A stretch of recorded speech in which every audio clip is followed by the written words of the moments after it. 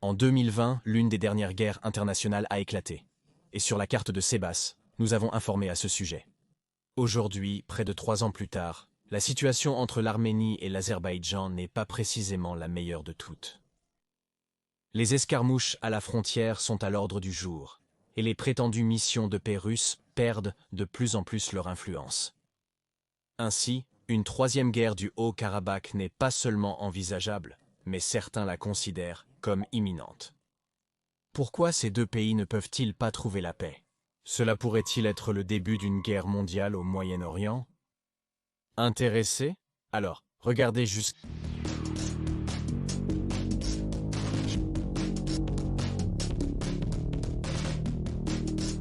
Pour commencer, il serait bon que nous nous mettions en contexte, surtout si vous n'avez pas très clair ce conflit géopolitique. L'Azerbaïdjan et l'Arménie sont deux anciennes républiques soviétiques voisines, mais avec beaucoup de différences entre elles. Les Arméniens sont un peuple millénaire qui a habité dans le Caucase depuis l'Antiquité, et se caractérise par être le premier État à avoir officialisé le christianisme comme religion au IVe siècle après Jésus-Christ. Les Azéris, quant à eux, sont un peuple turcique musulman étroitement lié aux Turcs. Ils seraient donc arrivés dans la région vers le Xe siècle après Jésus-Christ. Les deux territoires sont devenus une partie de l'Empire russe vers le XIXe siècle, et un moment décisif se produit pendant la Première Guerre mondiale. Dans celle-ci, l'Empire ottoman en déclin avait la souveraineté sur ce qu'on appelait l'Arménie occidentale, une région qui fait aujourd'hui partie de la Turquie. C'est là que le sanglant génocide arménien a été commis, dans lequel environ 2 millions d'Arméniens et autant de Grecs et d'Assyriens, également chrétiens, ont été assassinés dans une tentative d'homogénéisation ethnique et religieuse. Cela a précédé la guerre d'indépendance turque, au cours de laquelle les Arméniens ont abandonné leur plan frustré d'avoir leur propre État en Arménie occidentale. En parallèle, la guerre civile russe faisait rage, au cours de laquelle les bolcheviks ont réussi à occuper les territoires de l'Arménie et de l'Azerbaïdjan actuel. Les républiques socialistes soviétiques d'Arménie et d'Azerbaïdjan sont créées pour la postérité, devenant une partie de l'Union soviétique. C'est-à-dire, ce sont les Russes qui créent les frontières des pays actuels. Et c'est ici qu'il est temps de nommer le territoire protagoniste de cette vidéo, le Nagorno ou Haut-Karabakh, qui est une région montagneuse d'environ 4400 km² à majorité arménienne, considérée par les Arméniens comme une province historique. En raison de la situation démographique complexe qui s'entremêle avec la géographie, les Soviétiques décident de lui donner le statut d'oblast autonome incrusté dans la RSS d'Azerbaïdjan, c'est-à-dire, il jouissait d'une certaine autonomie, mais toujours sous la juridiction azerbaïdjanaise. Comme les deux peuples étaient sous un même super-État, le soviétique, les décennies se sont écoulées sans problème majeur. Tout changerait avec la chute de l'Union des républiques socialistes soviétiques en 1991 face à l'imminente indépendance des républiques soviétiques, au Haut-Karabakh, majoritairement arménien. Un référendum pour l'indépendance par rapport à l'Azerbaïdjan est organisé en vue de l'unification avec l'Arménie. Après tout, les Arméniens associent les Azéris aux Turcs, car ils sont des peuples extrêmement proches. Ils se méfiaient donc d'eux sur la base de leur mémoire historique, où se trouve le sanglant génocide de 1915.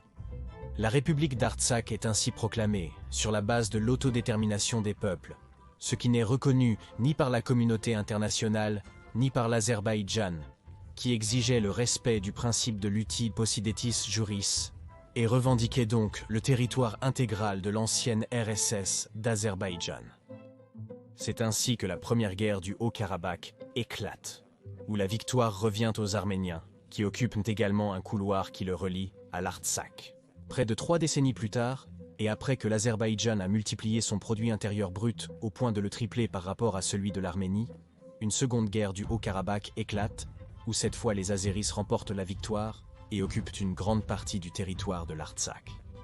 Dans les accords de paix négociés par Vladimir Poutine, il a été établi que les forces de paix russes resteraient à la frontière pendant 5 ans et qu'un couloir humanitaire serait établi, Lachin, également surveillé par la Russie pour la connexion entre l'Arménie et l'Artsakh. Et c'est ici que nous devons répondre à la question de la vidéo.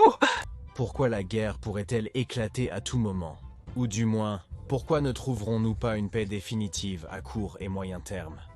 Au-delà des escarmouches déjà mentionnées à la frontière qui ont été extrêmement fréquentes, la réponse se trouve dans le déjà mentionné corridor de la Chine.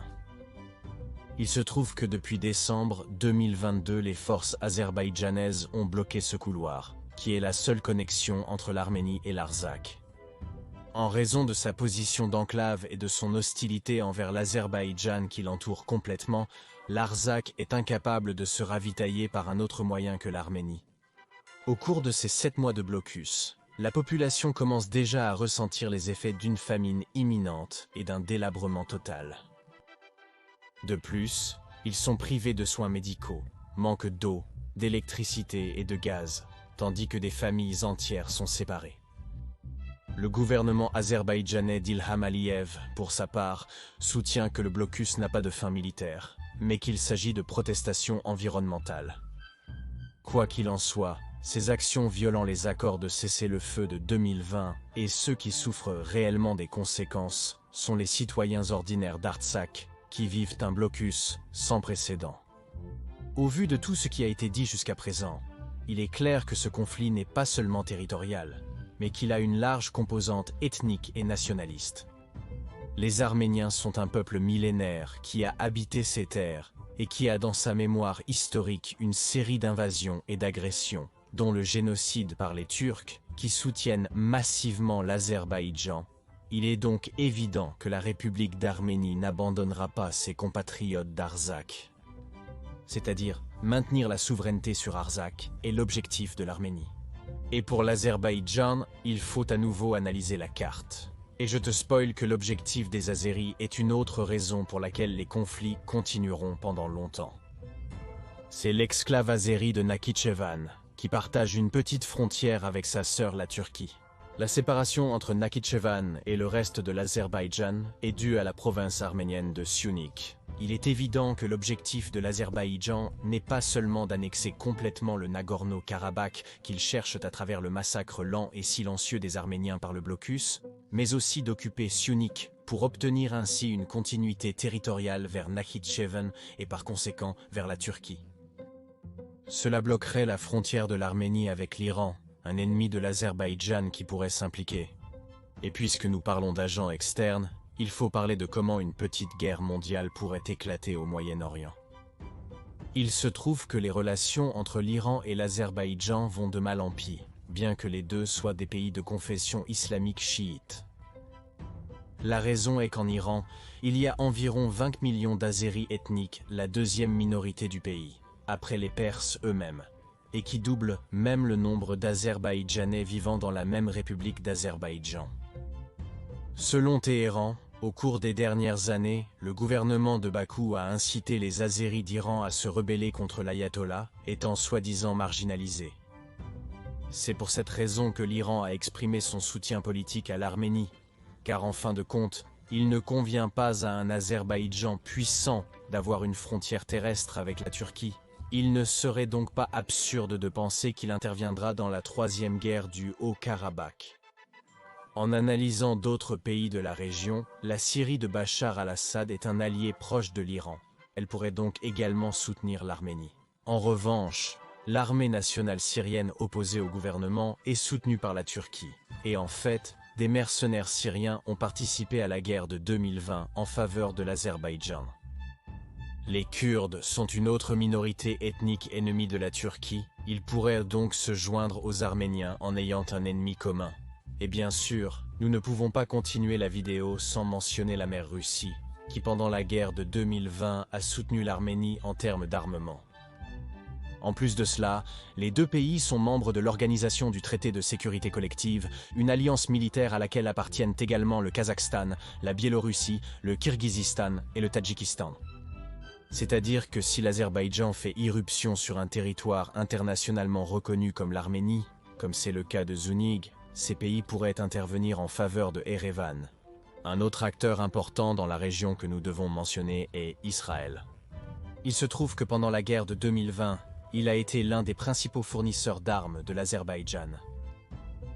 De même, sa rivalité acharnée avec l'Iran pourrait amener les deux puissances à utiliser la guerre entre l'Arménie et l'Azerbaïdjan comme un conflit proche, auxquelles d'autres factions comme le Hezbollah du Liban pourraient également se joindre. Ainsi, la région oubliée du Caucase pourrait être à l'origine d'un effet domino sans précédent. Il est important de souligner que nous avons mis de côté d'autres acteurs importants, dont les positions ne sont peut-être pas encore très claires, mais qui, si la guerre s'intensifie et que les puissances régionales commencent à intervenir, finiront par s'aligner avec l'un ou l'autre camp. Ainsi, le conflit pas si médiatisé du Nagorno-Karabakh mérite définitivement une plus grande visibilité. Penses-tu que l'imminente troisième guerre d'Artsakh puisse générer un effet domino? Quels autres pays de la région penses-tu qu'ils prennent parti dans ce conflit? Juste pour te rappeler, en tant qu'abonné à la carte de Sebas, tu auras accès à une énorme réduction avec CyberGhost Virtual Private Network, afin que tu puisses maintenir un meilleur catalogue de Disney+, et d'autres 40 plateformes de streaming, et naviguer sans craindre d'être piraté. Le lien est dans la description et le premier commentaire. N'oublie pas de laisser ton commentaire et de t'abonner à la chaîne. De même, je te laisse dans la description mes réseaux sociaux, et au cas où tu voudrais voir les nouvelles vidéos en avant-première, et avoir une interaction plus grande avec moi, tes donations sur Patreon, ou namanito.net, ou membres de la chaîne sont les bienvenus. À la prochaine, merci.